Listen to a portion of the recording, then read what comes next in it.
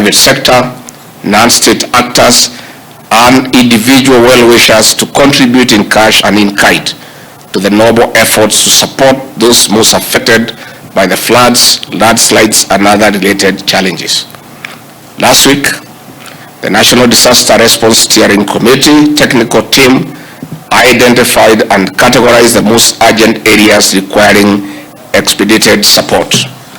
These include food assistance to affected families, non-food items, water treatment to mitigate the risk of waterborne disease outbreak, emergency housing solutions, essential medical commodities, and repair of critical infrastructure. We see an opportunity to jointly coordinate extended support to these areas through a joint action involving government, development partners, the private sector, non-state actors, and individual well-wishers.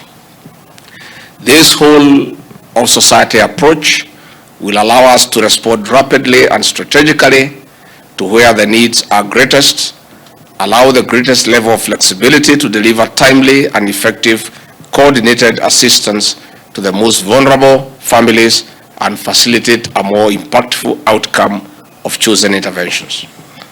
In this regard, we invite the use of the following architecture. 1, development partners with existing financial support arrangements with the government of Kenya and who are in a position to